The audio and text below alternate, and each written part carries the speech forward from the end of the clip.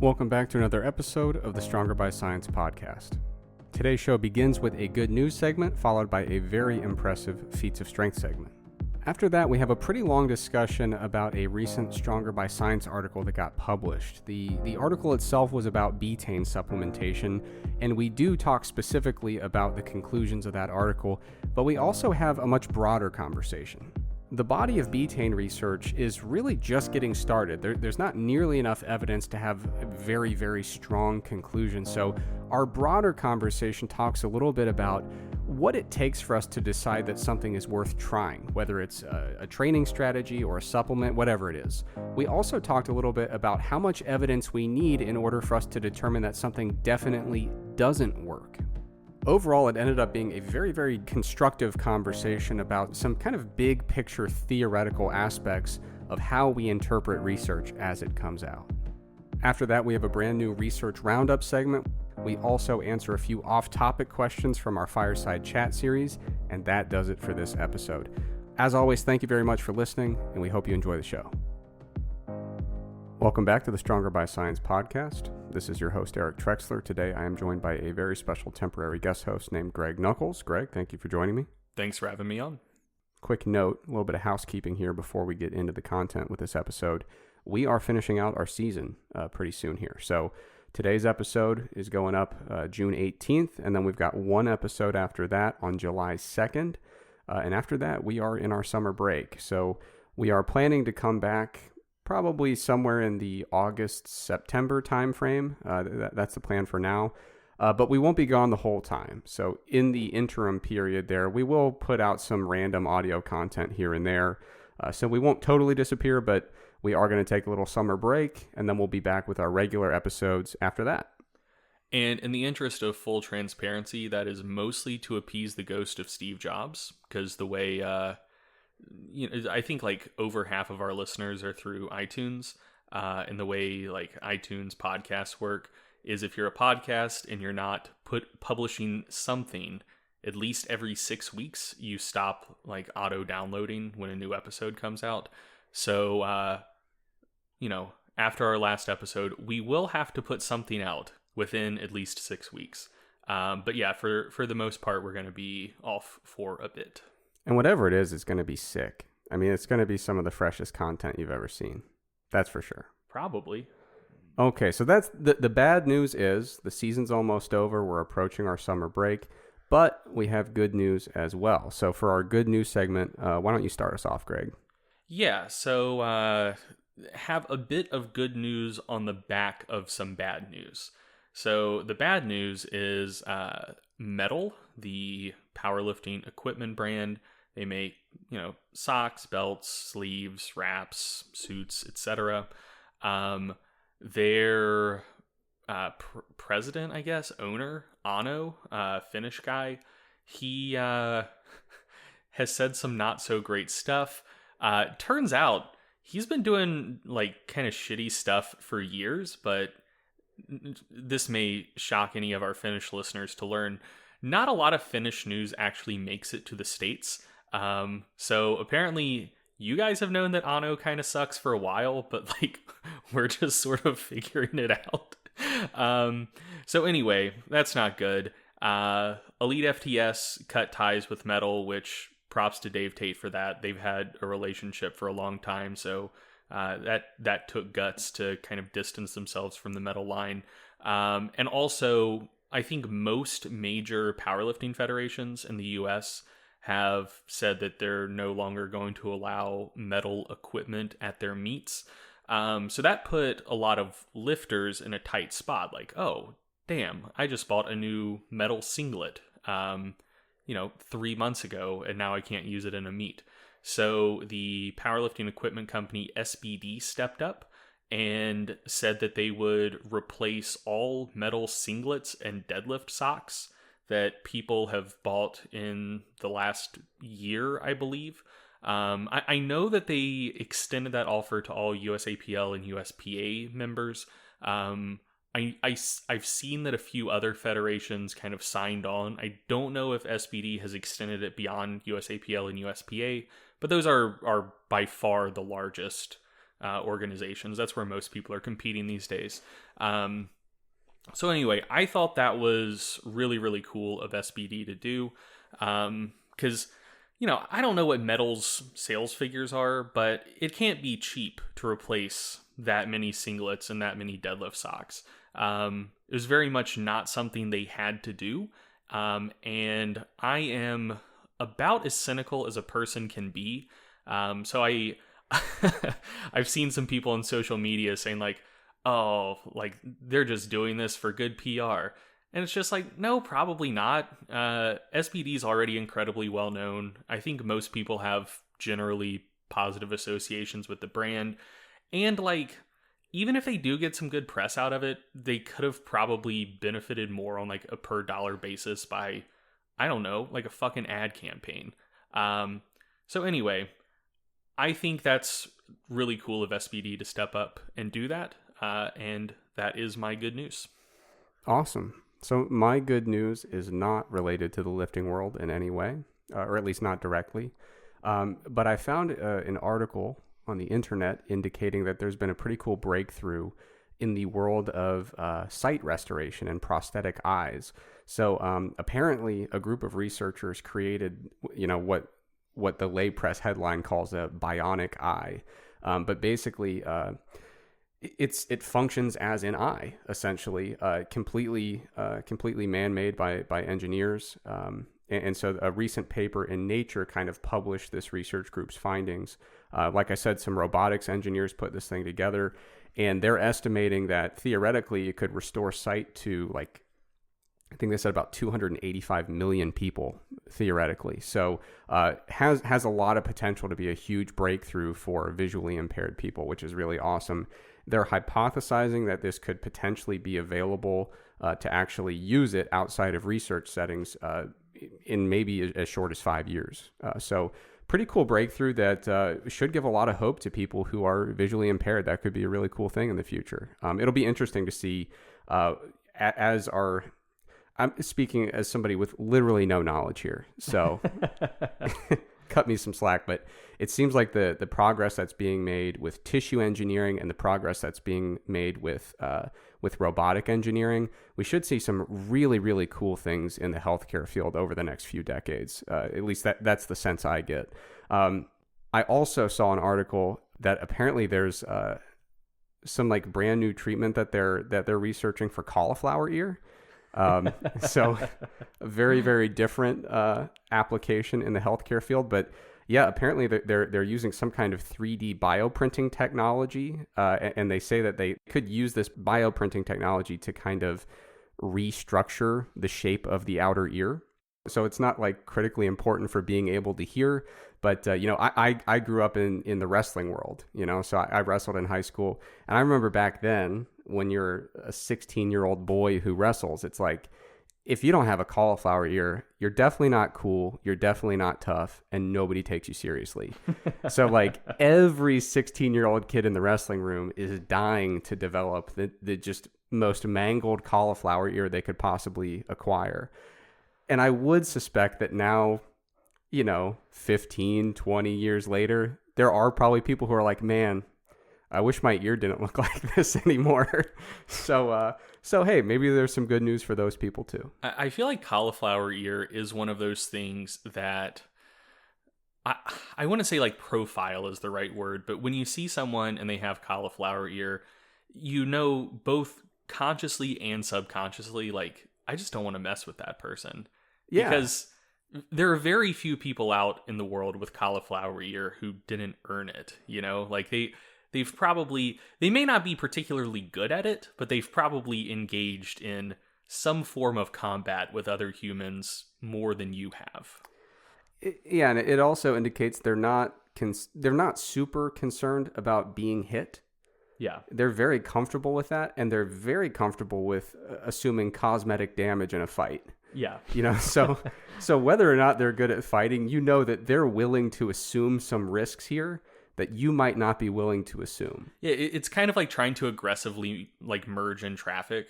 If you see someone who has like a $250,000 car, they're going to let you in, But if someone has like a 15-year-old beater, dude, you need to give them a lot of space because they don't give a shit. Yeah, they're missing like 2 out of 4 hubcaps, and their mirrors like taped on with duct tape. Like, Yeah.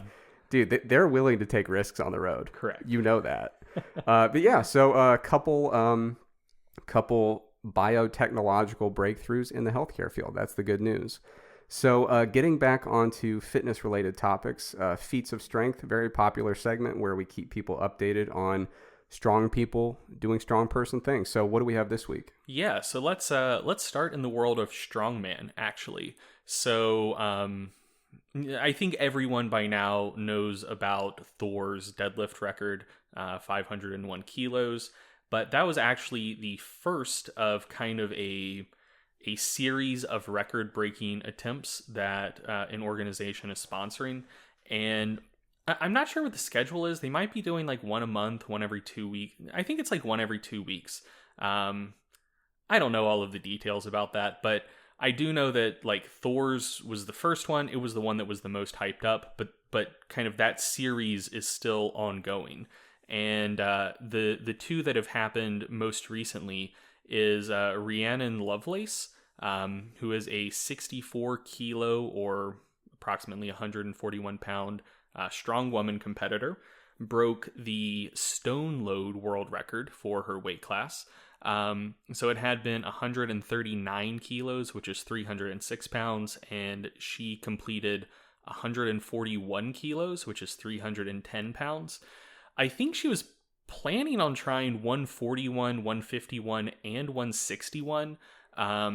And she just barely missed 151. So I think she had quite a bit more planned for that day. And, you know, maybe just the peak didn't go well. I don't really know. So it ended up being a little bit anticlimactic because her first attempt, she just smashed the world record. And then she missed after that. And the announcers didn't go as crazy about her breaking the world record as they did about Thor, because like Thor was just going to work up to 501, bada bing, bada boom, that's it. And for Lovelace's attempts, like she broke it on her first attempt and they're like, whatever, no big deal. She only broke it by 2 kilos. She's going to go up. So I don't think it got as much hype as it maybe deserved. But yeah, she broke that record, and she loaded it over a 44-inch or onto a 44-inch or 110 centimeter like height. So anyway, that's very cool. If you've never done stone loads, I don't think you know how heavy that is. Like stones will humble you. The most I've ever loaded, I think, is somewhere around what she did. And like that would be terrible if I was a competitive strongman. But if you compete in strongman, you know how hard stones are. If you're a powerlifter or a bodybuilder and you've never messed with stone loading before, it's hard to put in context just how impressive a 300 plus pound stone load is for anyone who's 140 pounds, and certainly a 140 pound female competitor. Also in the world of strongman, Rob Kearney broke the American record log press with an attempt at 475.75 pounds or 215.8 kilos. So that broke the prior record. It's not the world record, I believe. Oh man, I should know this. Either Big Z or Eddie Hall has the world record. But Rob Kearney broke the American record, which was pretty cool to see for a couple reasons. One is that, so he competes as a super heavyweight. The super heavyweight class in strongman starts at above 105 kilos, and most of the best strongmen in the world are very big. Rob Kearney is not, he's not like Brian Shaw or Thor size. So it's cool to see that level of success for a super heavyweight strongman who doesn't look like just a completely different species. And secondly, as well, Rob Kearney is very openly gay. Like his Instagram handle is World's Strongest Gay. Like he very much leans into that. So for him to be able to break that record during Pride Month, pretty cool. Moving on to powerlifting, our Julius Maddox watch segment. What do you know? He's still strong. And actually, I think, now that I think about it, I think he's competing this weekend to try to put up the first 800-pound bench press. I think June 20th is the meet day. Am I crazy, or did I hear about him failing like with 780 or 790 a few weeks ago? I might be crazy. I saw people posting about it because the main takeaway that he actually might be a human being with some degree of limitations. I do not remember that. Maybe it happened. But anyway, go on. But yeah, he hit 725 for a double. That's 329 kilos. Shouldn't need to tell you that is a lot of weight and very impressive. Next is Russell Ori. He hit a gym squat of 715 pounds, which is 324 kilos. We talked about Russ leading up to, I believe it was Raw Nationals last year. And he was putting up some just absurd numbers in the gym, especially on the squat. And at the time, we were saying his depth looked questionable. I think everyone could tell from his training videos depth looked questionable, but depth had never been a problem in competition for him before. So we just kind of assumed it would work out on meet day. And lo and behold, he shows up at the meet, does have depth issues, gets red lighted on depth his first 2 attempts, has to just, hit his opener on his 3rd attempt just to stay in the meet. And didn't put up the numbers that people were kind of expecting him to hit. But it looks like his depth problems are sorted out. The 715 gym squat he hit was, to my eye, convincing depth. He does currently have the record in that weight class of 691 pounds or 313 and a half kilos. That's the 83 kilo class, by the way. So yeah, looks like he is stronger than he's ever been, has sorted out his depth issues on the squat, and is incredibly strong. And finally, more crazy stuff going on in the gym. Ashton Ruska, who I've heard rumors that he's permanently moving up to the 105 kilo class, but he has also competed at the 93 kilo class. His current weight is like 98 kilos or 217 pounds, so he's right in between the two. But he recently hit a gym total of 958 kilos or 212 pounds, which is just bonkers. So he competes in USAPL and IPF. And in terms of like stacking that number up against the tested records, it's ridiculous. So if he competed at 93 again, that would break Jesse Norris's all-time record in that weight class of 914 kilos or 2,015 pounds. So break it by almost 100 pounds. And the record at 93 is actually higher than at 105 because Jesse Norris at his peak was just an absolute monster. The record at 105 is 902 and a half kilos or 1,989 pounds by Bryce Lewis. 2112 is a bigger number than 1989 by a decent chunk. And that gym total would actually only be like 9 pounds under Kaylor Woolham's untested record of 2121 in the 100 kilo or 220 pound weight class. So yeah, that's absolutely nutty. Ashton has clearly been using quarantine time quite productively. One thing I will say about the videos of that gym total is he squatted 800 pounds, and it's fairly obvious that his spotters have their hands on the plates. I don't know the degree to which that helped, but I do think his squat is probably a bit less than 800, and so his actual total would be a bit less than 2112, but it's still probably at least like 70, 80 pounds better overall than anyone else in the world in his general weight classes drug tested. So anyway, that's That's fucking bonkers. I can't wait to see what he does the next time he's back on the platform. All right, good stuff. Okay, so moving on. Every now and then on the show, we do a segment called Stronger by Science Article Discussion, where we discuss a Stronger by Science article that we recently published. We kind of keep the naming conventions really simple and straightforward.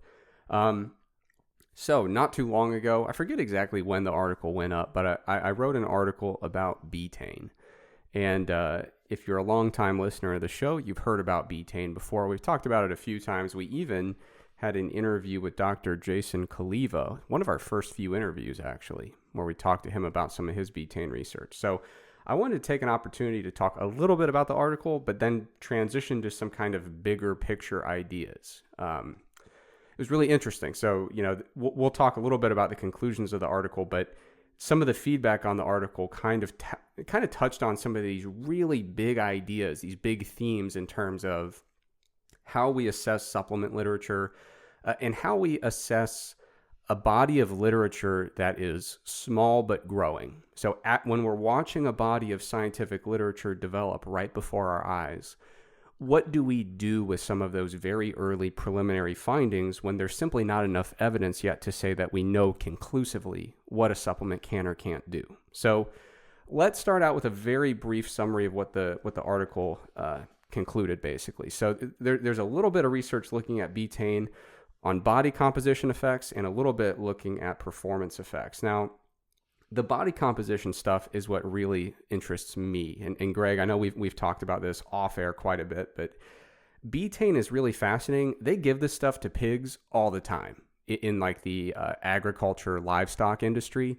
And what's really fascinating about that, there is research indicating that it does increase meat yield and in some cases reduces subcutaneous fat in pigs. What's interesting about that is that agriculture is a high stakes business. Yeah. And the scale of it is immense. So it seems very implausible to think that there's going to be a lot of farmers out there who are like, you know what, let's throw 40 grand at betaine this year and see what happens. You know what I mean? I mean, when you start thinking about the scale of some of these large livestock operations and how competitive the industry is. And just how much funding there is for livestock research. Yeah. So it seems the data from pigs is pretty promising in terms of body composition effects. That doesn't mean we're going to say, oh, cool, well, works in pigs. I'm sure it works for me, right? We want to see that human research as well.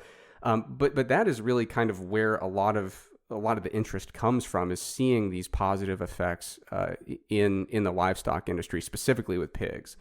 Now, when it comes to the human research on betaine's effects on body composition, the body of literature is actually pretty small, unfortunately.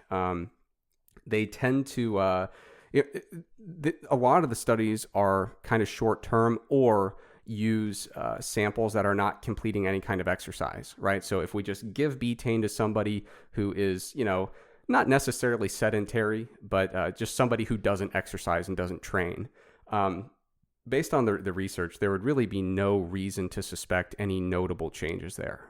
Not really any notable changes when it comes to fat loss or muscle gain or anything like that.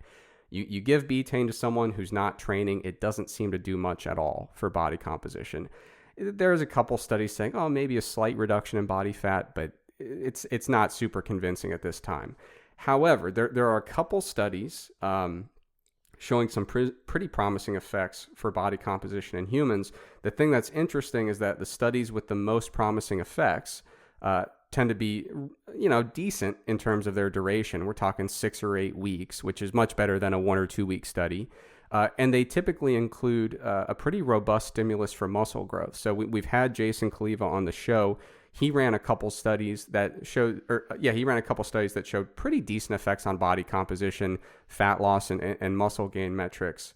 And what was interesting about his studies were that he had a really nice training stimulus involved. It was a solid training program created to induce hypertrophy. So these kinds of studies that we have for body composition, like I said, very small body of literature. And we're talking about 6 or 8 week studies here. So based on the number of studies, based on the duration of the studies, there's really not enough here to form a definitive conclusion and say, oh yeah, if you add betaine into the mix, you are going to grow more muscle or lose more fat over the course of a training program. But what's interesting is the studies that are most relevant to most of our listeners that actually have that training component do seem to have the most promising effects. So with body composition, I think it would be premature to conclude, yes, this is definitely going to work, put it on that tier of supplements with creatine where, you feel really, really good about spending that money.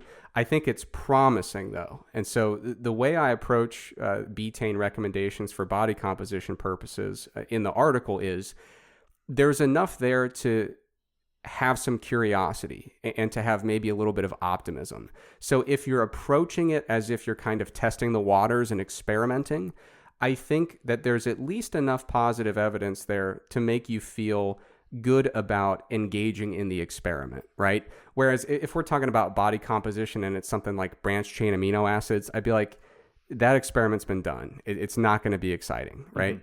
Betaine, because there's a small amount of data, but there is some promise there, I feel comfortable saying, yeah, you could justify experimenting with it.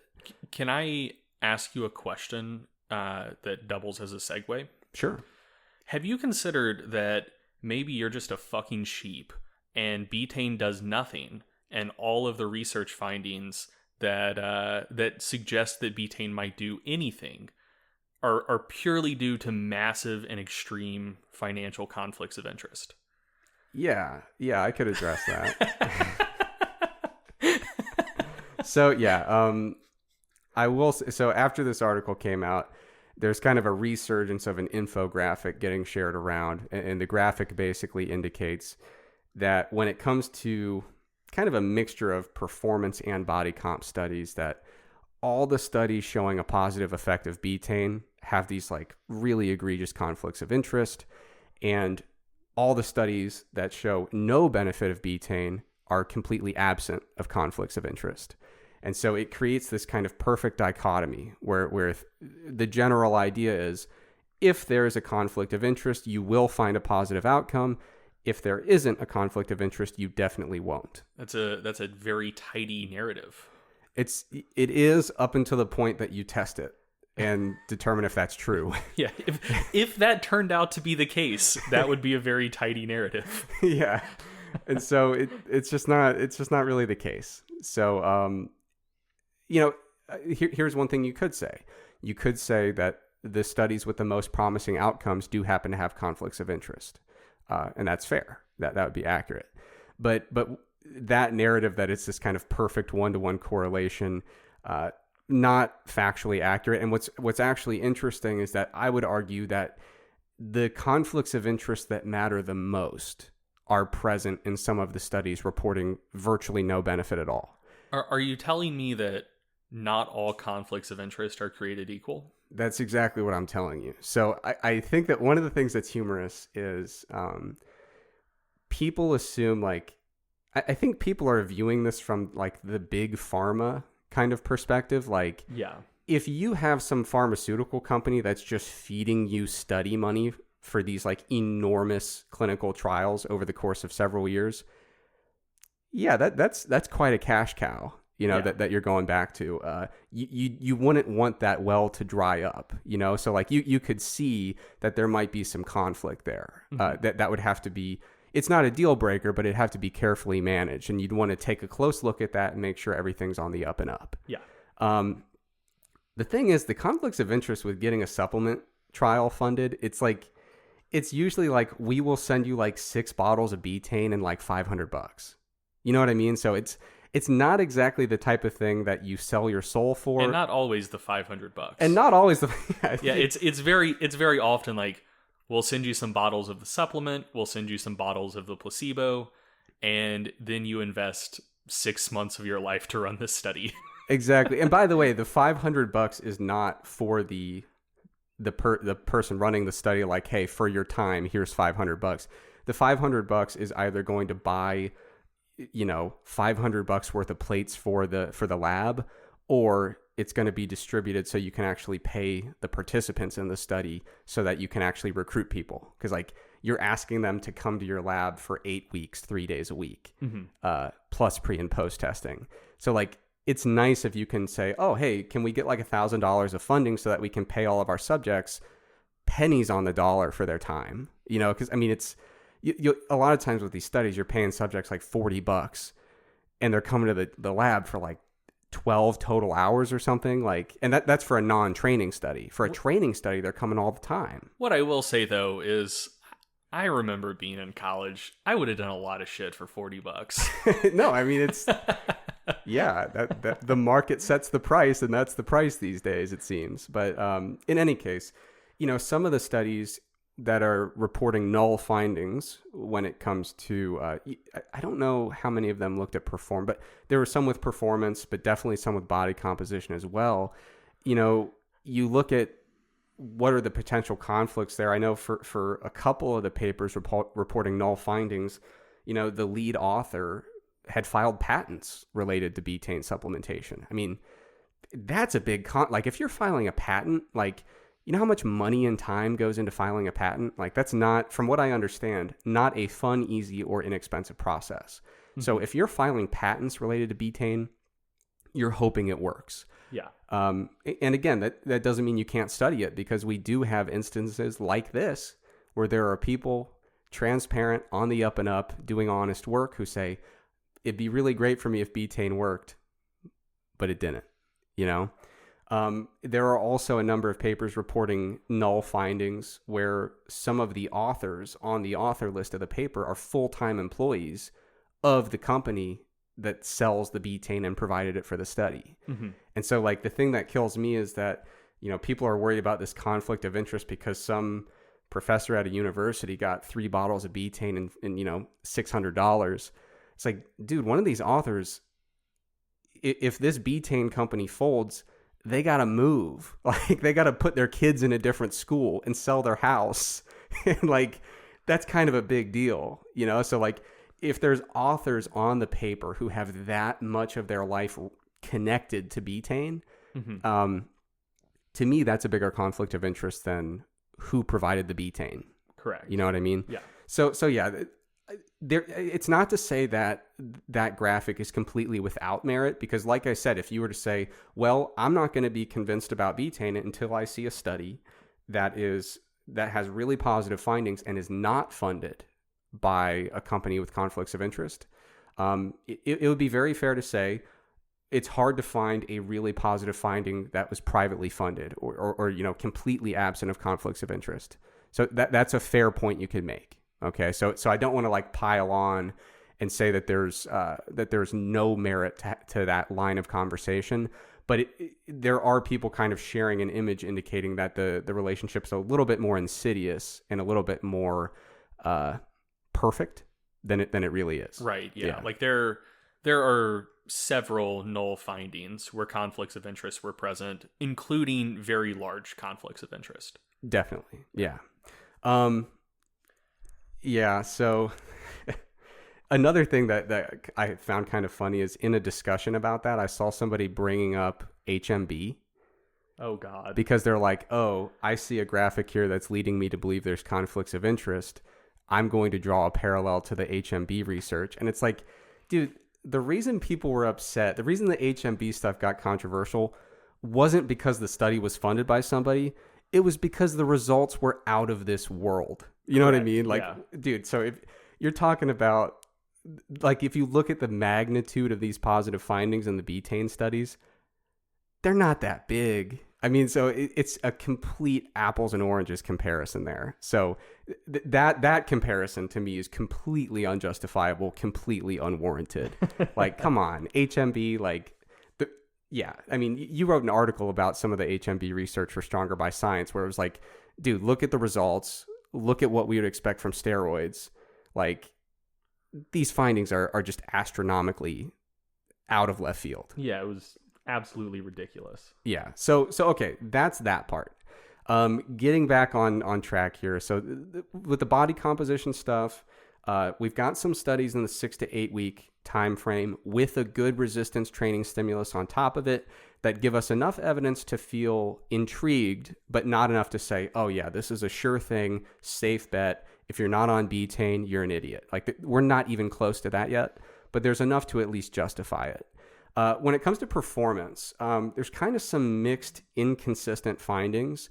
There have been a few instances where performance improvements have been noted, but there have been several instances where they've looked at a number of different performance outcomes and found nothing significant to report in terms of benefits.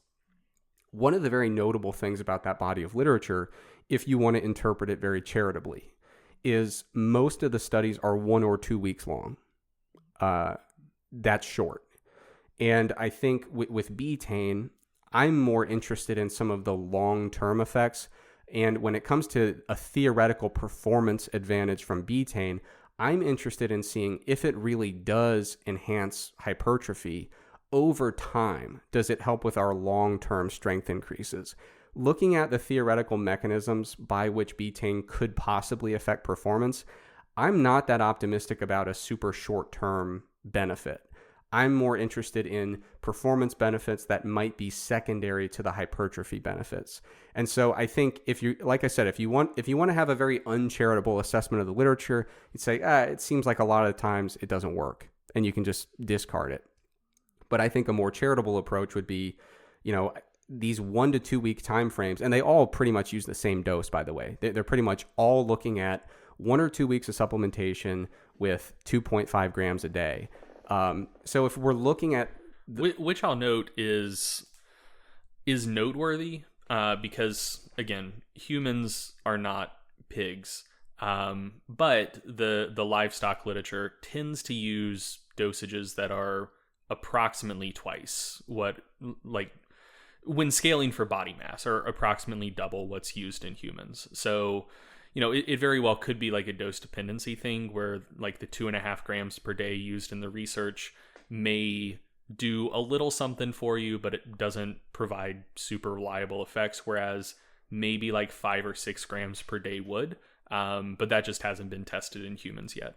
Yeah. And so I think it would be interesting to see some more betaine literature using longer interventions, which, I mean, that's easy to say for me because I don't have to run it or fund it. But longer interventions, I think, are more likely to reveal, if there is a benefit to be revealed, I think longer interventions closer to the 16, 20, 24 week time frame are probably more likely to reveal some of those theoretical strength benefits. And like I said, when you only have a single dose being observed most of the time, and most of the studies are 1 to 2 weeks long, I just can't help but wonder, like, if we decided to, let's say our understanding of creatine was limited when we first started looking at the applied effects, and we didn't understand the process of loading. If we just ran a handful of studies and said, okay, we're going to give 5 grams a day for 2 weeks and see if it affects strength, most of those studies probably wouldn't find much. You know what I mean? I mean, maybe you're increasing muscle creatine enough with that dosing strategy over 2 weeks, maybe. But I mean, we wouldn't really fully appreciate creatine's effects if we didn't know, it actually takes a loading phase and we need to make sure we reach the saturation level and we need to give it enough time to actually make that saturation occur. So I mean, or even just imagine protein supplementation. Like, hey, we're going to give people 1 scoop of protein powder per day for a week or 2. Lo and behold, doesn't do shit. You know what I mean? Right. Yeah. And so I just want to be very transparent. Someone listening to this might say, well, Eric, you seem to be very charitable with how you're interpreting the betaine literature. And I think that's very fair. Like, what I'm interested in is we see a lot of supplements come along, and most of them just right out of the gate, you look at the premise and you're like, it just doesn't make sense. Like, there are no mechanisms here that I find to be compelling. There's no there's not a decent amount of animal research that would give me a reason to have a lot of hope here. So a lot of these supplements, right off the bat, you're like, I just don't see a lot of potential here. With betaine, I think it's one of those interesting scenarios where you can see the potential.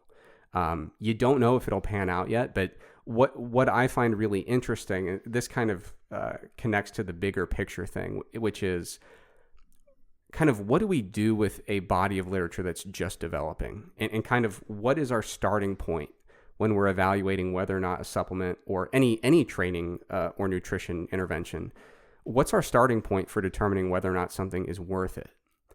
And I think it's really interesting. A lot of people seem to have a perspective where they are going to assume that a potential, let's just say supplement to keep it as a very relevant example.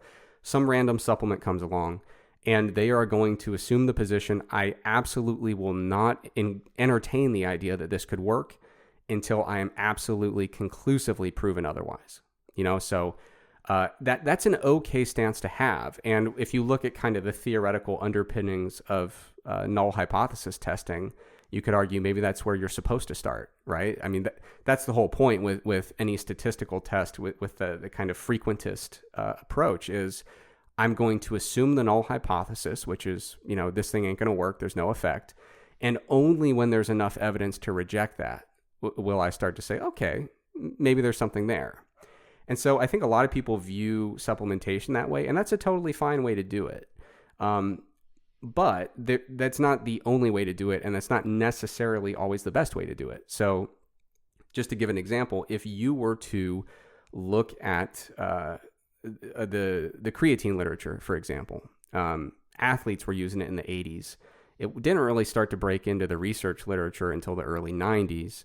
And if you were going to apply that standard of, only once I'm very conclusively proven from a decent body of literature and, theoretically a meta-analysis kind of summarizing it, only then will I say, okay, it's worth a shot.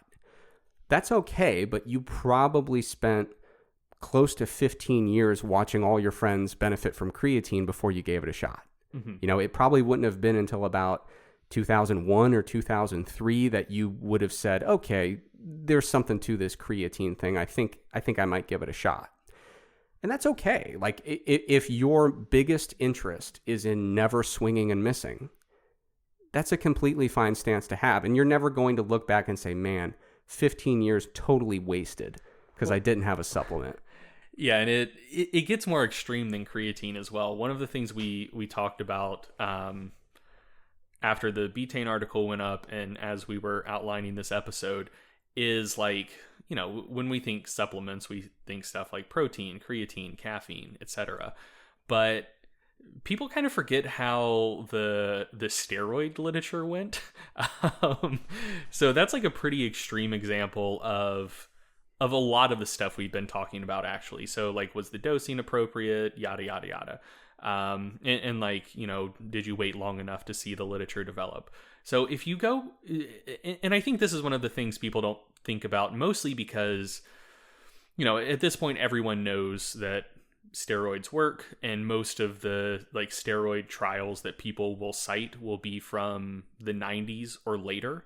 But if you go back and look at the early research on anabolic steroids that started in like the 70s and into the 80s, the research consensus for a hot minute was that steroids didn't really do anything. And the reason for that is like a typical study would be like, hey, we're going to give people 10 milligrams of D-ball once a week and see if that does anything. And like, lo and behold, doesn't really do anything, or at least like doesn't reliably have a particularly large effect.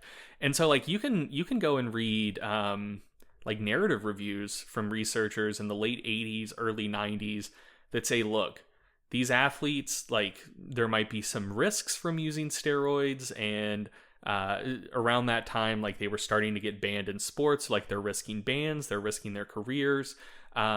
One, we don't even know that steroids should be banned in sports because we don't really think they do anything. But two, these athletes seem to be behaving very irrationally and taking on a lot of risk without meaningful benefit. And then Bicarbonate comes out in 96 and is like, you motherfuckers are giving people 10 milligrams of D-ball once a week. I'm going to start giving people 600 milligrams of test every week, and let's see if that does something. And lo and behold, it fucking does something. And then like researchers were like, oh shit, these steroids that athletes have been doing, maybe they knew what they were talking about. But yeah, that's a body of literature where you could have watched it develop for 20 years, like over 20 years, and been like, well, does it do something? Maybe, but we're not sure. But yeah, it was I think that's not quite as good of an example as creatine, because like people were using appropriate doses of creatine, both kind of in the real world and in the research, and it just took a while for the body of literature to develop. But yeah, with steroid literature, like just the studies themselves were completely inadequate for over 2 decades, and it led people to be skeptical about whether anabolic steroids actually had a positive effect. And you know, I'm not recommending everyone go out there and do gear, but until until a lot later than I think a lot of people realize, steroids were completely allowed in sports. And boy, would you have been an idiot as like an Olympic coach in the 70s when everyone was doing steroids and they were completely allowed to say, well, the research that's out there isn't all that positive. So my athletes are just going to, you know, train hard and eat clean. Like Yeah. that probably would have cost your athletes quite a few medals. Probably so. And just to be super clear, I know we're using some metaphors here. Betaine is not steroids. Oh yeah. And not trying to make that implication at all. I want to be very clear, because some people took some extreme liberties with misinterpreting the Betaine article anyway. Betaine, not only is it not steroids, Betaine is not the next creatine. I already feel comfortable enough to say that. The question is it going to be, once the body of literature develops, the way I put it in the article is, can it be one of those second tier supplements? You know, could it be something that we view like a beta alanine or a citrulline malate? You know, something on that tier of supplements where you're like, well, it ain't creatine, but maybe it does have a reliable ergogenic benefit if it's dosed for the right, if it's dosed correctly and taken for a long enough time to actually promote hypertrophy, you know? So that's kind of where I see it in terms of its potential upside. But, you know, kind of the better, or I guess the overarching point that you're hinting at there is, when do we call it? You know, as a body of literature is developing, when do we officially say, that's it, this is a waste, just stop studying it, it's a waste of time, right? Can you imagine if we did those first 5 or 10 years of steroid research and said, dude, we already have the studies, it doesn't do anything, just give up on it? You know, that's kind of the sense I got from some of the feedback on the Betaine article, was like, oh my God, Betaine again? Let it go, man. There's like 6 studies saying it didn't work. And I'm like, dude, if you applied that logic to the literature, if we look at caffeine and its effects on maximal strength, the first several studies coming out were pretty unimpressive. But as the body of literature developed, we started to say, oh, okay, it looks like we've got an effect size here that's somewhere between trivial and small, right? So somewhere in that 0.15, 0.2 range. But I think a lot of people now are warming up to the idea that caffeine can have a positive impact on maximal strength. And there are some meta-analyses now that would indicate that. You know, another interesting story is kind of the inverse of that. If we look at how the citrulline malate literature developed, the first few studies came out and we're talking about effect sizes that are up in the 0.3 to 0.5 range. And we're like, man, the citrulline malate, especially for something like reps to fatigue, is like, it's pretty up there in terms of effect size. And so for the first few years of that body of literature, it was, you know, kind of bigger effect sizes. And then there were a series of studies that came out that kind of brought us back down to earth a little bit. And there were a few studies in a row that had some non-significant findings with much smaller effect sizes. And so one of the ways I like to view a developing body of literature is I like to view it like a funnel plot. You know what I mean? So a funnel plot in a meta-analysis, we've got the kind of average effect size we would expect. But as studies kind of get smaller or have more variability, we expect them to deviate from that average. So if a supplement's true effect size is 0.2, we expect we're going to see some small studies that get like a negative 0.2 and maybe a 0.6 for the effect size. We expect some degree of spread when it comes to these small, you know, quickly put together trials. Mm-hmm.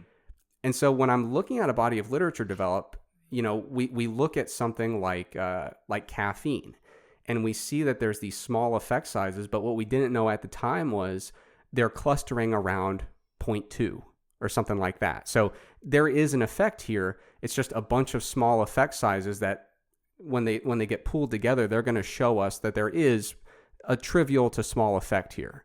But we can't see what they're clustering around until we let that body of literature develop. Mm-hmm. When you look at citrulline malate, what happened was the right side of the funnel plot filled in first, chronologically. So we saw all these kind of larger than average effects in hindsight. At the time, we didn't know they were larger than average. We just thought those were the average. But then we started to see... At the time, they were the average. Well, correct, yeah. And then we start to see some of the other studies fill in the left side of that funnel plot, some of the a little bit below average results. And they're clustering around a number that's greater than 0. But we initially kind of overestimated the effect size of citrulline malate, I think. I still think it's useful, don't get me wrong. But for a while there, we were overestimating its effect size.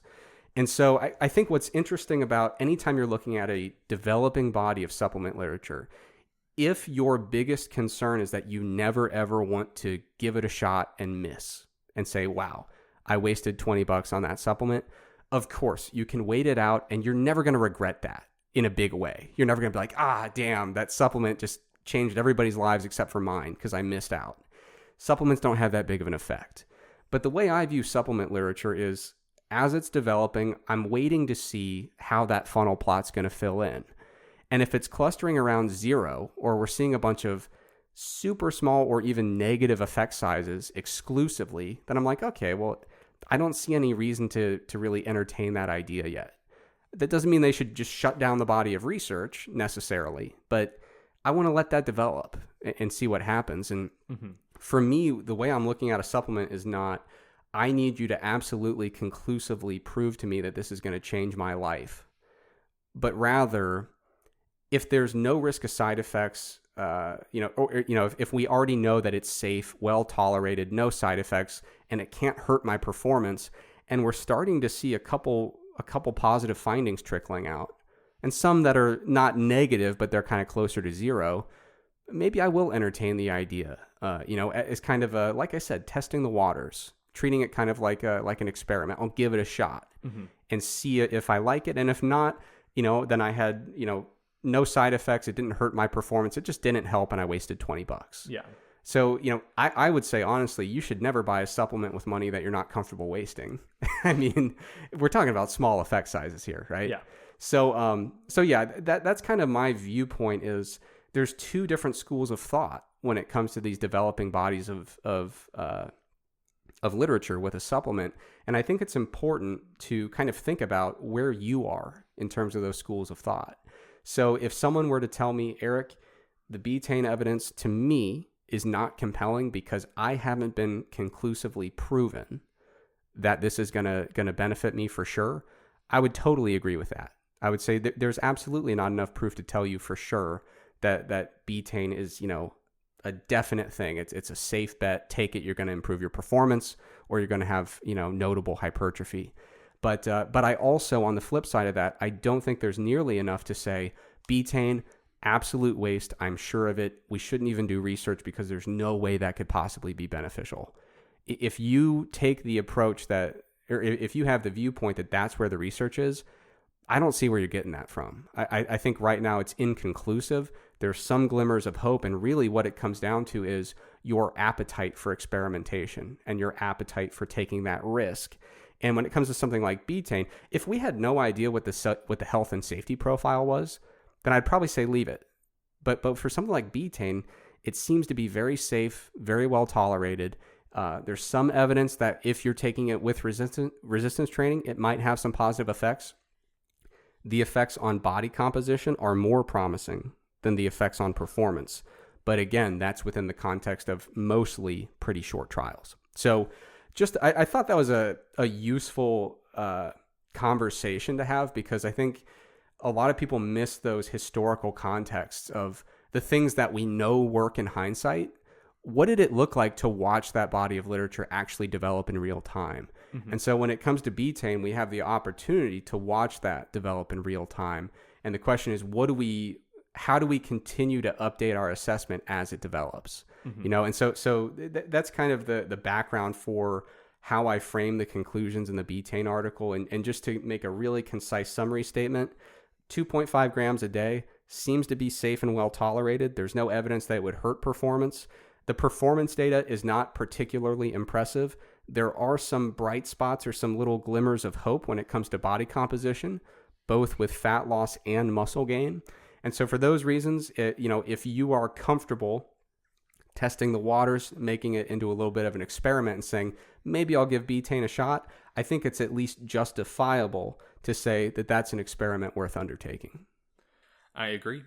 I think it's I think it's also worth just kind of considering this from like a philosophy of science perspective, because you mentioned kind of assumptions baked into null hypothesis significance testing, and how you're supposed to assume that something doesn't do anything, and then you're waiting for fairly convincing evidence that it might do something. I think it's worth considering kind of where that idea came from, and also where the field of exercise science gets a lot of its both like research and statistical conventions from. So a lot of our research conventions come from like biomedical and pharmaceutical research. A supplement study is kind of just like a shitty clinical trial for a drug. And that's where a lot of those conventions came from.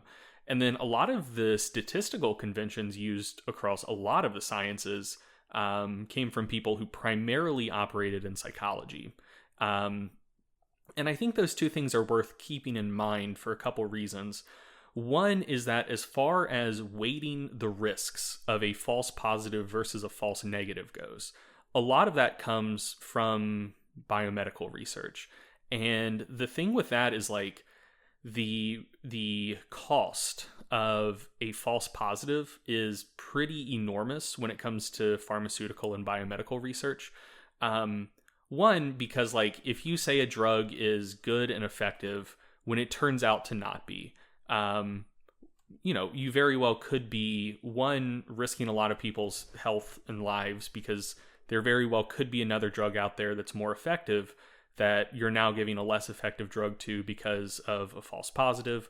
And also like the acute risks can be larger as well, because most pharmaceuticals have they have risks and side effects that are greater than the risk of, say, creatine. So there's, and another thing as well is like if there's quite a few if there's several false positives for a particular treatment approach or a particular drug, and people who are, making $1 million grants start seeing this and they're like, oh shit, this seems promising. Let's pump millions of dollars into studying this thing to develop this treatment, that then, it's kind of a zero-sum game. Those are millions of dollars that aren't going towards looking for other new drugs or treatments or continuing to study something else that seems promising. And so that could set a field back because you're chasing a rabbit hole with finite research funds. And so there's huge costs for false positives in kind of the fields that exercise science grew out of. And so there's reasonably high criteria for saying like, okay, this is promising enough to continue moving forward. Whereas I would say the risks of false positives versus false negatives, or like the costs of false positives versus false negatives, are different when it comes to exercise science generally, and like supplement studies as well. Because like, dude, if you're studying a new periodization idea, and like maybe this idea is like slightly better than another one, but maybe it's not quite statistically significant. Maybe it's a p-value of 0.07. Like, dude, if you go with option B over option A, who gives a shit? Yeah. Like the actual risks to the athlete probably aren't all that different. And like the cost of being wrong is just like, oh, well, could have put 15 pounds on my squat this training cycle and instead I put 10. Yeah. It's just not that big of a deal. And the same thing with supplement research. Like there aren't that many supplements that people are studying that don't seem to be pretty safe. And so like ultimately, if you're maybe a little bit too excited about a particular supplement that on down the line it turns out to not be very effective, like, yeah, you're out some money and that's not great, but it's, it's not the same thing as like prescribing thalidomide to a bunch of pregnant women and then having mass birth defects, Right. And, just to be clear, like, I don't want to trivialize how much it stings when some, you buy into the good marketing from the supplement company, you buy a few tubs of it, and then you look back in hindsight and you're like, damn it, they got me. I get it. And I was a full-time student from 2009 to 2019. So I know about tight budgets, believe me. It was a 10-year period where, like, dude, I just didn't supplement much at all because I was like, dude, I'm not going to steal from my grocery fund to buy some special powder. So, like, just to kind of put this in practical terms, these are real things. Like, I have had clients come up to me and ask me, Eric, as someone interested in strength and hypertrophy, do you think I should take creatine? And I would say, sounds like a damn good idea to me. And they come up to me and say, Eric, do you think I should take branched chain amino acids to support my hypertrophy goals on a high protein diet? And I'd say, I don't think that's going to be beneficial. Someone very much in real life came up to me a month or two ago and said, should I take betaine? I'd say, well, it could help. If you don't take it, we're not going to miss anything. But if you're interested and you're enthusiastic about it, it appears to be safe. There's some evidence that it might help. It's really up to you. Mm-hmm. So that's where I'm at with it. And that's kind of where the article settles. And so I was very surprised. Some people were absolutely flabbergasted by what they perceived as a unequivocal endorsement for betaine from my article. I'm like, it just seems, I'm just not ready to completely throw it away yet. Mm-hmm. That's pretty much where I'm at. I'm throwing branched chain amino acids away. They're dead. They're dead to me. They're out the door. Creatine, it's great. Betaine, it's in the middle. And we have to be able to be kind of comfortable with that, for now until we learn more. But yeah, so that is the rundown of the article. Sounds good. So we have actually had 2 more recent articles published on the site as well. They didn't court the same degree of discussion or controversy. But just want to make a little plug here so they are out there if you primarily listen to the podcast but don't check the site that often. So we recently republished a video that initially appeared in Mass from Mike Zordos about returning to training after a layoff. That includes a spreadsheet that kind of lays out how an example program might look for easing back into training. So we published that a couple weeks ago, free resource on the site if you would like to check it out. And we also recently published an article from our in-house PT, Jason Ure, and it covers kind of the risks that you might want to be aware of when it comes to maybe getting back into training too hard, too fast after a layoff. I'm concerned that physical therapists might be about to have a huge spike in business as gyms start opening back up. And people are very detrained and they start trying to train exactly like they were training before. So that article from Jason covers some of the risks associated with that and just things to be aware of.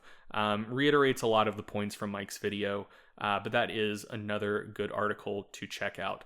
And I'll just note, if you've already got back into the gym and hit things a little too hard, wound up with some sort of injury, or that occurs to you within the next couple of weeks or months, Jason on staff, he's great. If you want to talk to a physical therapist about some sort of injury, pain, or limitation, that's not just going to tell you like, oh, your back's sore, guess you should never squat again. Jason would be a good person to talk to. He is a lifter. We're buddies with him. Like, he understands how strength athletes and people obsessed with iron feel about all of this stuff. So, he'll be able to give you advice and guide you through the rehab and return to training process after pains, injuries, limitations better than maybe a physical therapist who isn't as well associated with iron sports. And that's huge. I mean, I'm probably preaching to the choir here, but it is crazy how important it is to find a solid physical therapist who understands how much lifting means to you and kind of has a background related to lifting.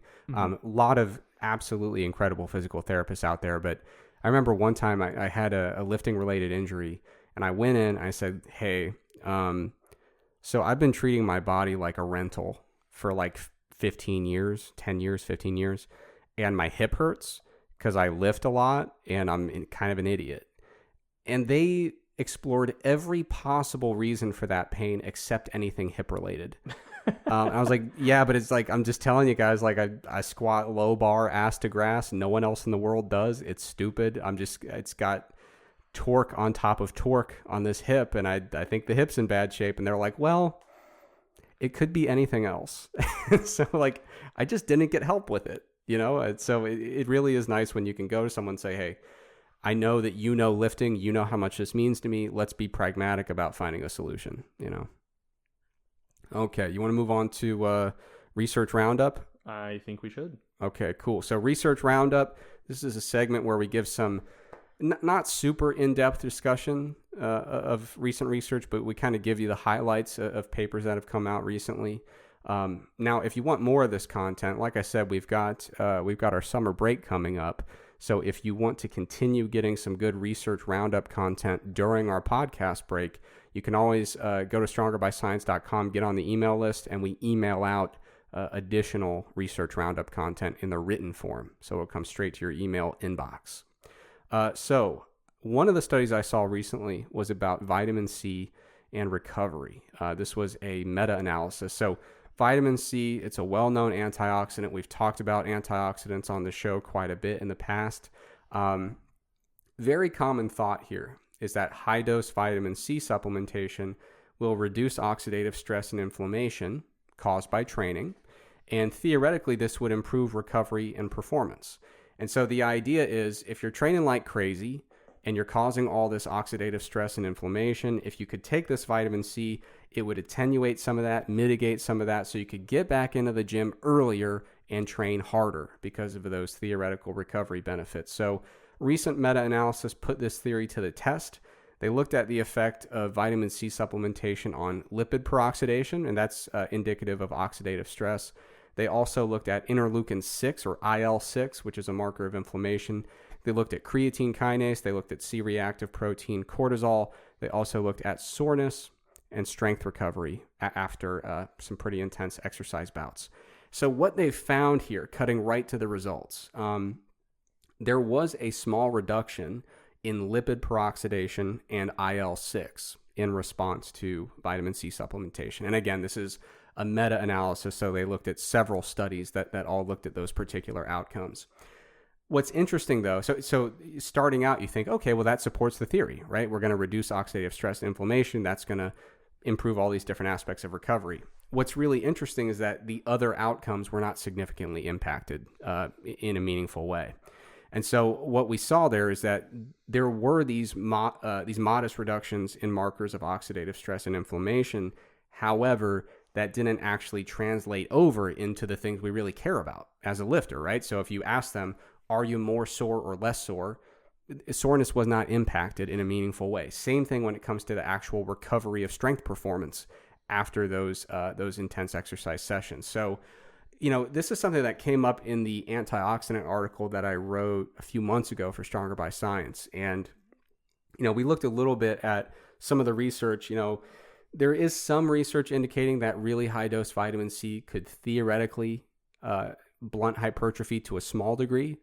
That evidence is inconsistent and the effect doesn't seem to be huge. So a lot of people are out there worried about if I have too much vitamin C in my diet, is it going to hurt my gains?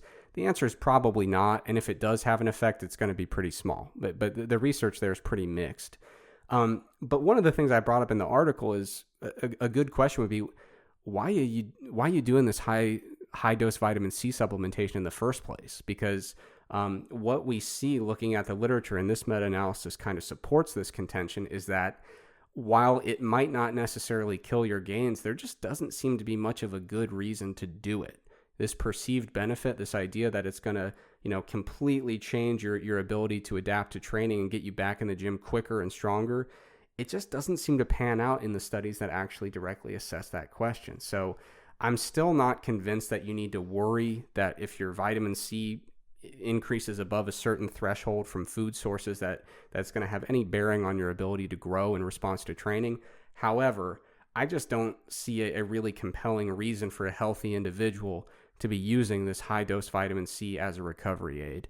If you're interested in using some kind of antioxidant based supplement for recovery, there's much better evidence for things like tart cherry juice. There are some kind of polyphenol based like pomegranate blends and watermelon juice blends that have a bunch of other active phytonutrients in them that seem to have better effects on actual recovery. And even like turmeric or yes, curcuminoids. Yeah, there are a lot of a lot more of these kind of phytonutrient packed supplement blends that are based on, like I said, turmeric, curcumin, pomegranate, watermelon, tart cherry, and they just seem to perform better in terms of the actual tangible recovery parameters we care about. Soreness, and are you back to full strength quicker? So if you want to go that direction and you're interested in some kind of antioxidant supplementation that might relate to enhanced blood flow, enhanced recovery, something like that, I would encourage you to check out that Stronger by Science article, strongerbyscience.com/antioxidants. I go into some of the details. And one of the most important things, this is something that came up in the Betaine article as well. Whenever possible, I try to recommend dietary swaps that would achieve the same effect rather than buying a new supplement and going out of your way and spending a bunch of money. So when it comes to betaine, I think there are ways to get some more betaine into your diet without necessarily buying a supplement. It takes a little bit of effort. There's some specific foods that are pretty high in betaine, but the same thing goes with these different antioxidant-based approaches to recovery. There are some foods that just deliver a ton of antioxidants with a variety of other phytonutrients just naturally present in the food. And so if you're interested in seeing what some of those foods are, you can go to strongerbyscience.com/antioxidants and check those out. Another study that came out recently that I wanted to briefly highlight, another meta-analysis. It's pretty transparent. I'm on a meta-analysis kick lately. I just really like them. I find them interesting. I like to get into the methods a little bit with them. But in any case, there's a recent meta-analysis on bicarbonate, sodium bicarbonate. And so this has been a popular supplement for decades now. The idea is that, you supplement with bicarbonate. The bicarbonate buffering system plays an important role in regulating blood pH and dealing with the buildup of all those hydrogen ions that accumulate during really intense exercise. So especially something like sprint work, high repetition resistance training, those things that cause a big buildup of hydrogen ions, that's where we would expect sodium bicarbonate to really shine. So this meta-analysis looked at 13 studies that included some kind of muscular endurance outcome. They also looked at strength outcomes as well, and they found 11 studies looking at that.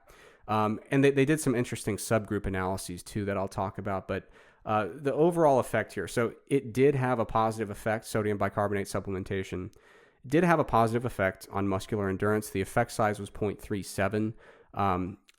They looked at small muscle groups versus large muscle groups, and it didn't really seem to be much of a difference. They weren't completely identical, but it was pretty similar, maybe slightly in favor of large muscle groups, but from a statistical perspective, they look quite similar. Sodium bicarbonate did not have a meaningful effect or a statistically significant effect on muscular strength. And that didn't matter whether muscular strength was measured in the rested state or in the fatigue state. I think intuitively they were probably expecting resting it won't do much, but maybe in the fatigue state there's something there. Mm-hmm. That would be my assumption, but it just didn't pan out that way. For strength, the numbers just weren't very impressive. So nothing really earth-shattering here, nothing super surprising. I mean, usually that's the way it goes with meta-analyses. When the results absolutely blindside you, it's usually not a good sign. It usually means that you either did not know that literature the way you thought you did, or potentially there was a mistake made in the analysis. I know it seems like a far-fetched idea, but it happens sometimes, Greg. But this was a very well done meta-analysis, and very much, the results were quite intuitive. I think for a long time, people have known sodium bicarbonate. It's kind of what I consider one of those second-tier supplements, right? So it's not creatine in terms of the magnitude of effect or the reliability or the consistency of the effect. It has a slightly more narrow subset of exercise tasks that it's likely to benefit. One of the magic things about creatine that's incredible is the number of different outcomes it positively affects. So sodium bicarbonate is much more limited as a supplement, but if you're doing a lot of really intense work, especially like sprint work, middle distance work, or very high repetition lifting, there is evidence suggesting that sodium bicarbonate could be an effective supplementation strategy. Now, one thing I will note, if you're thinking about experimenting with sodium bicarbonate supplementation, make sure that it actually makes sense for the type of training that you do. If you're just doing a bunch of low repetition work with plenty of rest between sets, it's probably not the right supplement for you. But you also want to keep a close eye on your dosing strategy. So there was a recent paper that looked at a pretty creative dosing strategy for sodium bicarbonate. Usually studies will give around a 300 milligram per kilogram dose acutely. That's kind of the typical supplementation strategy. Problem is, if you go a little bit too low, it's probably not going to work. And if you go a little bit too high, you might have some very unpleasant GI side effects, some gastrointestinal discomfort. That's putting it lightly. But it's a family show. We don't want to get graphic. But what they did in this recent study is pretty interesting. Instead of doing 300 milligrams per kilogram in a single dose, they did 600 milligrams per kilogram, but they spread that over like an almost 20-hour period with kind of repeated dosing along the way. What they found was they were able to achieve the blood levels of bicarbonate that they were hoping for, but without having that big influx that's likely to potentially cause some GI discomfort. So I'll link that in the show notes. And if you're interested in looking at that supplementation dosing protocol, you can check that out and see if it might be the strategy for you. Now, Greg, you've got something here, and all it says as a title is hot content. I'm very excited to see what that might be. Yeah, I'm just going to add something really quick to the sodium bicarbonate stuff. Sure. So the mechanism by which sodium bicarbonate works is it increases blood pH to some degree. So then as you produce hydrogen ions during exercise, they can diffuse out of the muscle a little bit more efficiently. So you get a slower drop in muscle pH, which helps preserve performance a little bit. There was a recent paper that came out maybe like 2 months ago or so, looking at the effects of hyperventilating on exercise performance. I reviewed that study in mass. But it's interesting. So hyperventilating is interesting because in theory, it's just a better version of bicarbonate supplementation. So when you hyperventilate, you're blowing off more carbon dioxide. That induces a state called respiratory alkalosis. And respiratory alkalosis can increase pH slightly in both your blood and your muscle tissue. And so it basically is kind of like a double dose of what you'd be getting with bicarbonate supplementation. So you can buffer hydrogen ions within the muscles a little bit better. And then you can also buffer hydrogen ions, or like you can get a greater diffusion of hydrogen ions into the blood once kind of pH of the muscle starts dropping. So it has a similar effect, but it's kind of more universal. So it's not just about the difference in pH across that membrane.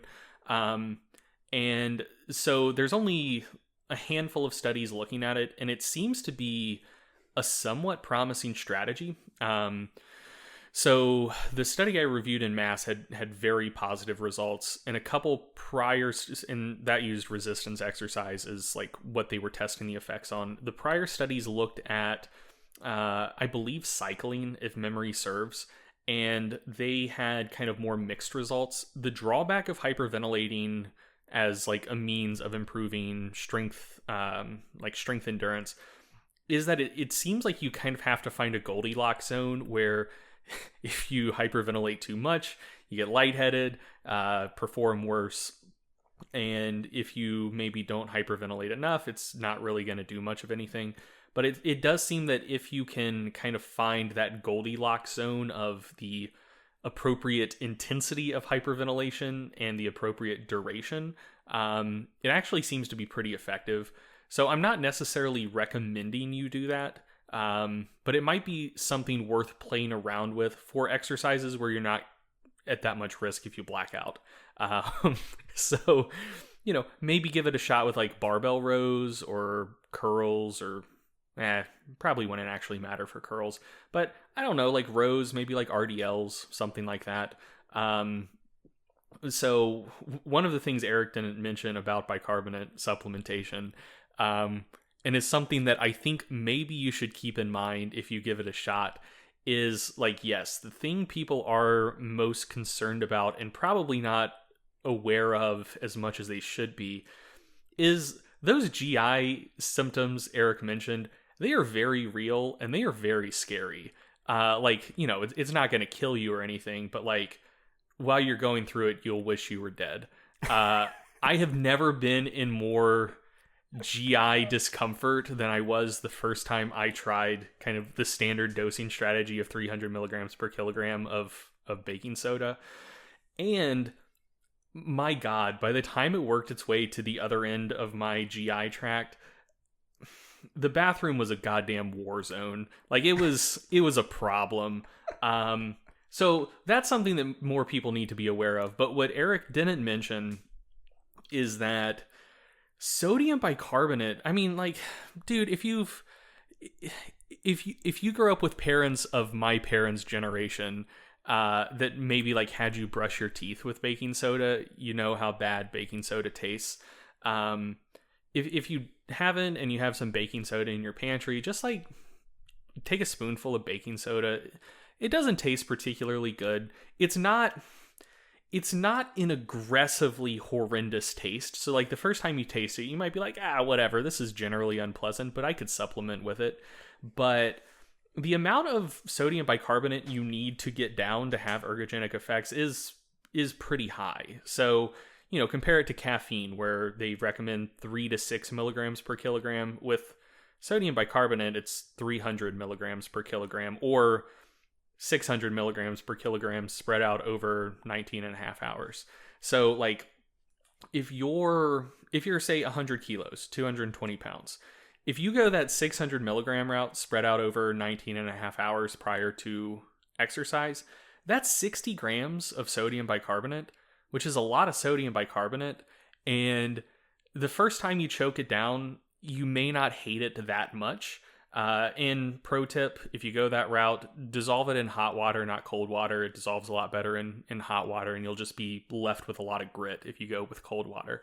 But yeah, you can choke it down the first day and be like, wow, that was generally unpleasant, but I can stick with it. But by like your 4th or 5th day of supplementing with that much sodium bicarbonate, you're going to fucking hate it. Like it is one of the more unpleasant supplements I have ever experimented with just on a day-by-day basis.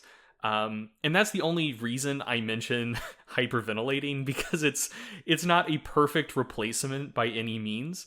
Like you'll probably need to do a fair amount of testing on yourself to kind of dial in the appropriate amount.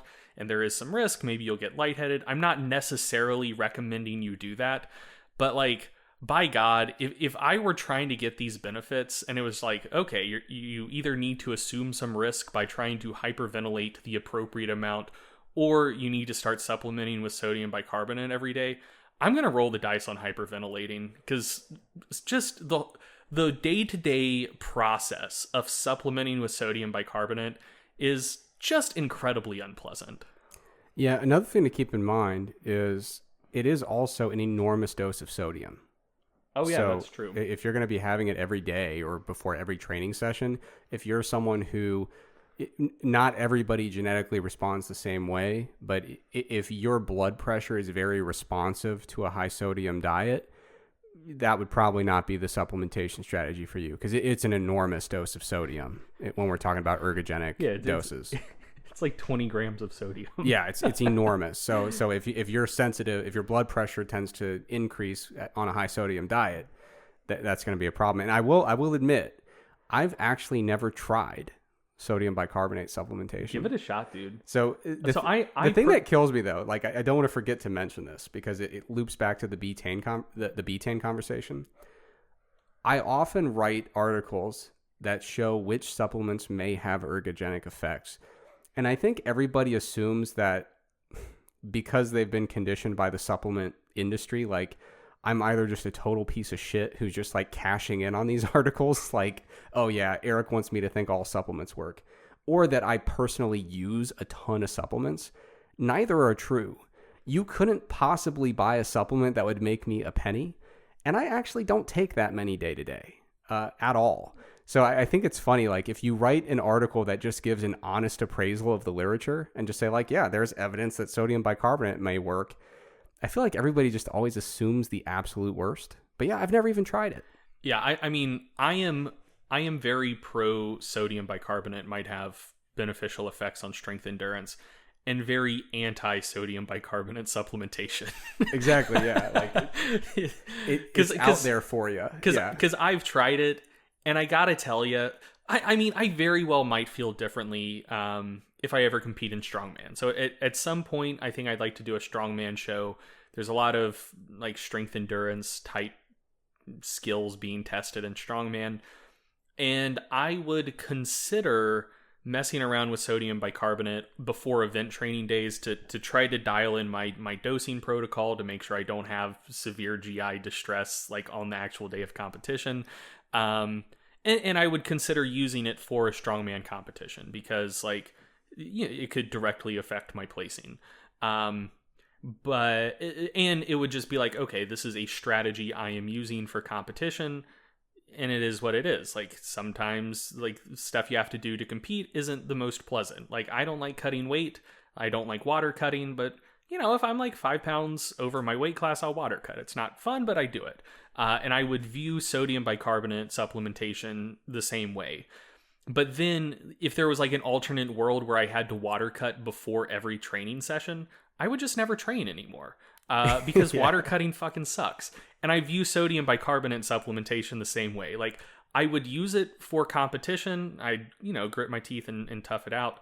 But it is just so incredibly unpleasant to supplement with on a day-to-day basis that even though I think it is effective, and even though it might help my performance in the gym a little bit, I would, you would have to pay me a substantial amount of money to convince me to take it for all training sessions. Yeah, you did hit a little close to home there with that water cut metaphor. Wrestling? With wrestling, you are actively training through a water cut probably 4 or 5/7 of the season. Like if you're in a pretty challenging weight class, I mean, you compete every Saturday and you're starting to get pretty careful with your water intake by like Tuesday, you know, like you're thinking about it. Did you not water load and then cut? We did, but not intentionally. I mean, we would just, I gotcha. We would weigh in on Saturday, show up at school on Monday, just being a waterlogged, puffy, overfed. I mean, it was just a mess. Yeah. My wrestling partner competed in the 130-pound class. Dude, he would come in every Monday when we had to weigh in either on Friday or Saturday. Every Monday, he would come in 18 pounds overweight. At 130? At 130. Dude, that's fucked up. Yeah, like he was losing an enormous percentage of his body weight every single week. And unrelated, potentially, I'm not sure if there's a correlation, he also threatened to quit the team every Friday. I think it might have been... he would reach his absolute breaking point every Friday and be like, I'm never doing this again. And we were like, right, but I mean, in 7 days, we are going to be right here doing the same thing. Honestly, that's absurd. Yeah, it was wild, man. So I'm still very curious, though. You've got this note in here that just says hot content. Oh yeah. So I've been working on a project for the last couple of months that I cannot give any details about, and if you ask, I will refuse to give any details about. You'll find out eventually, I assume. But one of the things we were doing as part of that project is we were kind of trying to characterize some just like just like what group level stuff looks like in our literature generally. And one of the things we were looking at is something called Cohen's DZ. So we've talked about Cohen's D effect sizes on this podcast before. We've written about them on the website. And a Cohen's D effect size is essentially how large the average change is relative to a pre-training standard deviation. So, if you're dealing with a group of people that bench presses 100 plus or minus 20 pounds, and the mean increase in bench press strength in a study is 10 pounds, then the Cohen's D effect size is that 10 pound change divided by the 20 pound standard deviation, or 0.5. So there is a similar metric called Cohen's DZ, which is sometimes called a signal to noise effect size, where that is the mean change divided by the standard deviation of the change. So in that same example, if they bench 100 plus or minus 20 pounds pre-training and their bench presses increase by 10 plus or minus 5 pounds during training, the Cohen's D effect size is 0.5. The Cohen's DZ effect size is the 10 pound mean change divided by the 5 pound standard deviation of the change, or 2. So that would be the Cohen's DZ. And so one of the things we wanted to see is kind of within resistance training literature, how variable do gains in strength tend to be? So we found like 80 some studies. And unfortunately, a minority of the studies in our field actually report Cohen's DZ effect sizes, or just report the variability in the change of strength in the first place, which is pretty unfortunate. But of those like 80 some studies, about 20 of them or so reported enough information to calculate Cohen's DZ effect sizes. And we found that the average Cohen's DZ was about 1.6.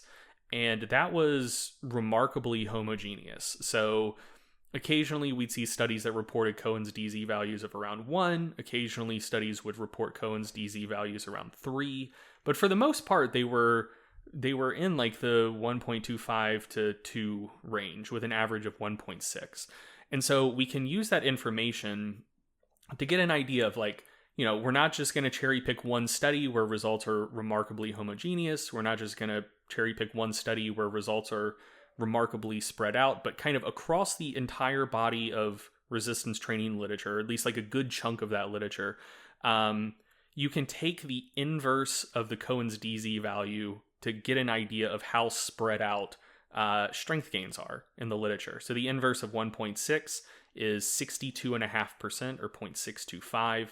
And so what that tells you is if you have an idea of how generally effective something is on average for promoting strength gains, and we're talking about like training interventions here, that tells you in general how large of a spread of results you should expect.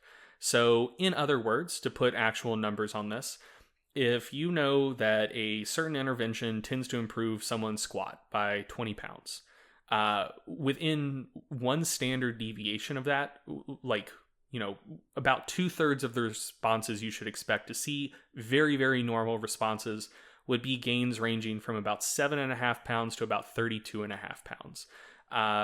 And then if you want to go one more standard deviation out, you should expect changes ranging from about -5 pounds to 45 pounds. So I'm putting those numbers out there because I think that degree of variability is somewhat surprising to people. Like, I think when people read research, especially because, as I mentioned, most studies don't report the standard deviation of change scores. And so it's, unless a study, say, has a figure that shows all individual results, I think a lot of people aren't fully aware of how variable training responses are. And so, like, I think a lot of people kind of think about this for themselves when they're training. They see like, oh, on average, people are improving by, maybe they put 100 pounds on their total in their second year of training, and I only put 60 pounds on my total in my second year of training. Am I broken? And like, no, that's incredibly normal. That's comfortably within one standard deviation of the average. That's not something to be upset about. And kind of on the flip side, it's like, oh, we're seeing someone who's gaining strength at twice the rate of everyone else. Is that suspicious? Like, are they doing a shit ton of drugs and not telling anyone? It's like, well, no, like that's comfortably within 2 standard deviations of the mean. If you're starting to see people say gaining strength at like 5 times the average rate, like, yeah, that's kind of weird. But anyway, I think that's useful information just to know for yourself as a lifter or as a coach, kind of the degree of variability you should expect to see, like how much variability is normal. And then also, I think this would be useful for any like researchers listening to this podcast. If you're planning out some sort of training intervention for a study, and I don't know that G-Power actually gives you the option to use like Cohen's DZ to plan this stuff, which is unfortunate. But you could do this by hand, or I'm sure there's like a package in R that does this for you. But if you're doing power calculations and you're interested in how large of a sample you should need to recruit to see a significant mean effect, knowing the Cohen's DZ value will help with that calculation. So a Cohen's DZ value of about 1.6 seems to be standard for resistance training studies. So that's just a little piece of information you can file away for doing power calcs. On that topic, I actually I came across a paper the other day that was talking about doing power calculations for interactions. And it was a really good paper. I think it was by Daniel Lakens and Caldwell, maybe. But it was very good, and it was kind of a tutorial type thing where it walks you through like, okay, what kind of an interaction are you expecting? Because there's a couple different ways to do it. So if you are currently sweating about a power calculation that you're supposed to do, I'm going to try to find that and put it in the show notes, because it was a very good paper, very informative. Sweet. I will say, I always try to keep the statistics talk to a minimum on the show, but every time we do it, I get a lot of positive feedback. I feel like there's an extremely vocal group of 16 people out there who are just like, come on, please do stat stuff today. Yeah, we actually meme on ourselves, and every time we talk about statistics on the show, the very next segment will be like, all right, for the 5 people still listening, blah, blah, blah.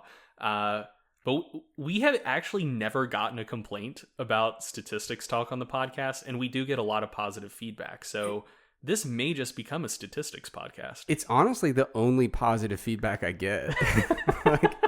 And I'm not even kidding. I think the people who like it are so worried that it's going to go away that when they hear it, they're like, okay, I got to make sure that they know that we like it. All right, well, we're pretty deep into the episode. I think it's probably time to play us out, unless there's a Q&A question you really wanted to talk about. Nah, that's good with me. Okay, so we got a few off-topic questions to play us out. I know that people were kind of fond of our fireside chat episodes, so we don't want to completely abandon the off-topic questions altogether. This one killed me. So this was funny. Josh submitted this question to the question portal. It's, what is it? tiny.cc/SBSQA? Yes. Yeah. So I'll just read it verbatim. Will you guys rescind your statements about liking Rage Against the Machine now that it's come out that they are actually leftists? I was shocked at this news, as was my favorite conservative icon, Paul Ryan. You guys are a bastion of good Christian family values, as exemplified by Greg's stellar stance on sticky icky, which is unfortunately slang for marijuana. And that doesn't mesh with Rage Against the Machine. Stronger by Science has been my church's favorite Christian podcast, and it would mean the world to us. So this was awesome. Apparently, with all of the political stuff going on right now, I guess the backstory is that, like, I think Tom Morello has been really vocal about politics lately. I mean, he always has been. Well, yeah. As has, I mean, like, holy shit! If you don't know where Zach De La Rocha stands on political issues you've never seen an interview with Zach De La Rocha. But yeah, so I think the backstory, I'm pretty sure I heard something about this, but somebody like called out Tom Morello, like, stick to the guitar riffs, buddy. Like, we're not here for the politics. And like, apparently a large number of people just realized that Rage Against the Machine, if you look several layers beneath the surface of their lyrics, there is some politically motivated terminology in there. A lot of people were shocked to hear this, but like, it's not even subtext. No, it is the most clear thing. Like, like, man, imagine when they go back to their System of a Down records, you know, they might also get some hints of political commentary there. But no, I mean, like, Rage Against the Machine, I think if you were to ask them, they would say that we're a political action committee who also plays music. Correct. You know what I mean? Like, well, the whole reason the band, well, not the whole reason, but one of the main reasons the band broke up is like, they're anarchists. Like, that is their political sway, and they were hoping they could make music for the revolution. And you know, throughout the 90s, like, that was I don't think there has ever been an era in American politics more characterized than political complacency. And like, they basically just like blackpilled themselves, because they're like, we're trying to wake people up to to all of the bad stuff going on in the world. And like, they come and jam out to our records and then don't go out in the world and actually do anything. And so like, yeah, one of the reasons they split up is because like, they're like, well, this obviously hasn't been an effective political strategy. I guess we should move on and do something else.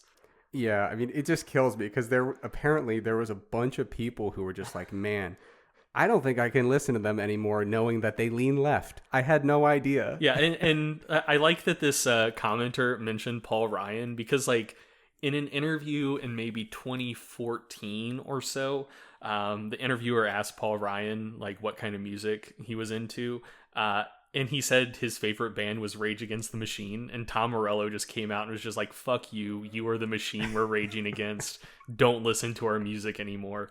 And like, it's shocking to me, like, how could Paul Ryan like Rage Against the Machine? It's honestly surprising. I don't know. So we've got another off-topic question. This one hits close to home today. The two questions that we got about just generally being night owls and consuming coffee, the two kind of tend to be related in many cases. But so the first question, I don't know how to pronounce that name. How would you pronounce that name? Cian? Cian? That sounds good to me. But the question is, you know, they sometimes have to stay up late working and their focus tends to drop off. So what do we do to be able to work late at night and still kind of stay focused and be productive? The other question, same person asked this question as well. Given that we work pretty long days and we like coffee, what's our favorite way of drinking coffee? They mentioned their favorite is AeroPress.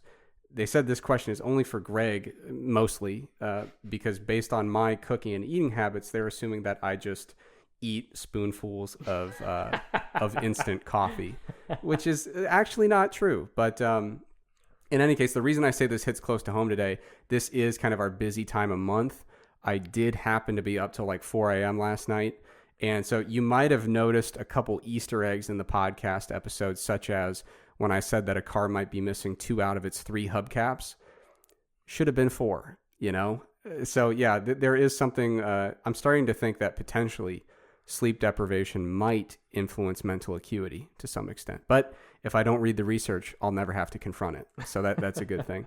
So Greg, when you're working late at night, how do you stay focused? And then you can also answer the question about coffee as well. Yeah, so for staying focused at night, one, it's not that hard for me, mostly because like I do have a relatively extreme circadian rhythm.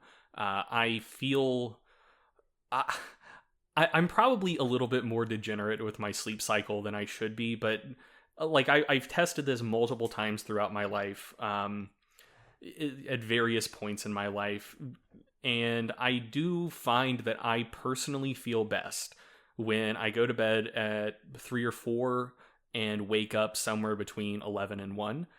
So that's not what I'm currently doing. Like I am keeping kind of a more normal sleep schedule, actually. But I do consistently feel better when I am on that later schedule. And so like if it's just like I'm working up until 2 or 3 a.m., that's not hard. Like that's that's when I feel good.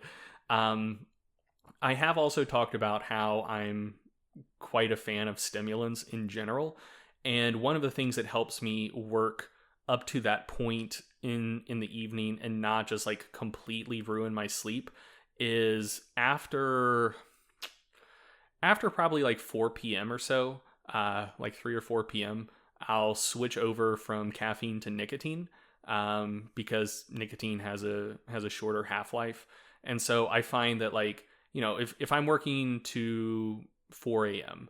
and I have a cup of coffee or an energy drink or something at midnight or 1 a.m., I do have a lot of issues getting to sleep, when I go to bed 2 or 3 hours later. And I find that it impacts how long it takes to get to sleep, my quality of sleep. I'll feel tireder the next day. Whereas since nicotine has a shorter half-life, I can use that up to about an hour and a half before I go to bed. And I find that it doesn't impact how long it takes me to fall asleep. There's some research suggesting that it could impact sleep quality. I haven't, done like a sleep study to see if like objectively my sleep quality is worse, but it feels like it's fine, and I still wake up feeling good and rested. So yeah, like just a combination of having kind of a naturally extreme circadian rhythm and switching over from caffeine to nicotine later in the day helps me work late at night and be productive and still sleep well. With me, when it comes to trying to stay focused late at night, one of the things I try to do is, I think it's very difficult to force focus. And so what I try to do is eliminate the need to do so. So for example, if I'm like, okay, this literally must be done tonight before I go to sleep, but I am not in a place to focus right now, I'll take a little walk, or maybe I'll take a short nap. But I won't just stare at the screen until my eyes bleed and say, come on, Eric, focus, because that just doesn't seem to work very well in my experience. So what I try to do is, if I'm trying to make it work, but it doesn't necessarily have to be done that night, then I'll say, just cut it, go to bed, pick it up in the morning. You'll have more efficient work in the morning and it'll be better work. So ultimately that's a net positive. But if it must get done that night, like I said, I'll say, listen, you don't have the focus right now, and that's okay. Let's take a walk. Let's grab a snack. Let's take a nap. Let's do whatever we have to do to get to the point where we have that focus. And at a certain point, you can't necessarily stimulant your way there, especially like getting overstimulated is not a good thing for focus, right? I mean, that it gets even more challenging for me if I'm like, listen, I'm just going to drink coffee, more and more and more and more. Then I struggle to focus just because the stimulation level is too high. So that might be helpful. What about coffee, Greg? What's your go-to for coffee? How do you make it? Yeah, so I also use an AeroPress. I use an AeroPress because my wife likes an AeroPress. I'm not particularly picky when it comes to coffee. This may offend people listening to this episode, but I don't love coffee, I guess. I find it generally inoffensive. I don't dislike it, but yeah, I mean, it's fine. It has caffeine. That's the main thing I drink it for. I do prefer the coffee that comes out of an AeroPress to just like a drip coffee maker. Like, I do think it tastes better, but I still don't love it. I mean, I'm drinking it for the caffeine. And yeah, I don't know. I am the furthest thing possible from a coffee snob. So I do like AeroPress coffee, but my opinion is not one that should particularly matter.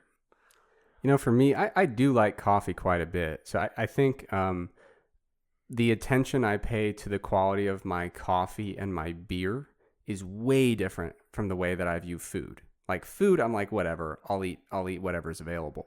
Coffee and beer, though, I do like to have nice things. But when it comes to coffee, I did at one point try to get into using the French press. I was like, I'm going to step it up a notch.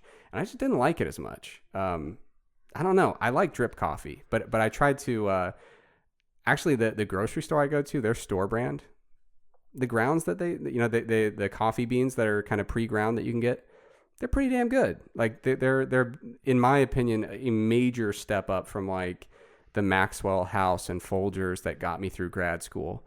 So that has been the main extent of my lifestyle creep post grad school. Is I've moved up from the absolute cheapest coffee you could possibly get to the second cheapest coffee tier you could possibly get. But for me, based on my food habits, that's a huge step. No, I agree. Like Folgers, Maxwell House is just absolutely terrible.